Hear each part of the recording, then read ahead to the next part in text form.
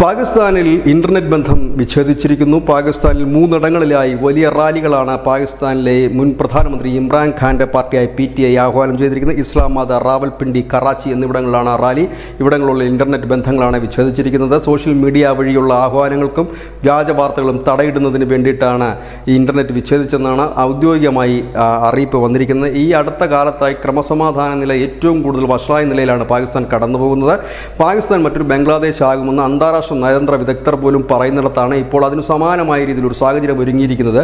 ഒരു വലിയ പ്രക്ഷോഭം ഇസ്ലാമാബാദിലേക്കാണ്. അത് 3 ഭാഗത്തു നിന്നാണ് ആരംഭിക്കുന്നത്. റാവൽപിണ്ടിയും കറാച്ചിയും ഇസ്ലാമാബാദിൽ നിന്നും ഈ 3 പ്രകടനങ്ങൾ കൂടി വരികയും അത് പാർലമെന്റ് മന്ദിരത്തെ ലക്ഷ്യമാക്കി നീങ്ങുകയുമാണ്. ഇത് മുൻപൊരിക്കൽ നടത്താൻ ശ്രമിക്കുകയും അന്ന് 100 കണക്കിന് കണ്ടെയ്നർ വാഹനങ്ങൾ കൊണ്ട് റോഡിൽ നിരത്തിയിടുകയും 29ഓളം പ്രധാനപ്പെട്ട ഹൈവേകൾ ബ്ലോക്ക് ചെയ്തുമാണ് അന്ന് ആ പ്രകടനത്തെ തടയാൻ കഴിഞ്ഞത്. പക്ഷേ ഇത്തവണ അങ്ങനെ ആയിരിക്കില്ല എന്നും പാർലമെന്റ് പിടിച്ചെടുക്കുമെന്നുമാണ് പ്രക്ഷോഭകാരികൾ പറയുന്നത്. പൊതുവെ ദുർബലമായ പാകിസ്ഥാന്റെ ഭരണ സംവിധാനവും സൈനിക പിടിമുറുക്കവും എല്ലാം കൊണ്ടും വീണ്ടും ഒരു പ്രക്ഷോഭത്തിന്റെ പാതയിലാണ് എന്ന് ധ്വനിപ്പിക്കുന്ന രീതിയിൽ തന്നെയാണ് അന്താരാഷ്ട്ര തലത്തിൽ നിന്ന് വരുന്ന വാർത്തകളും.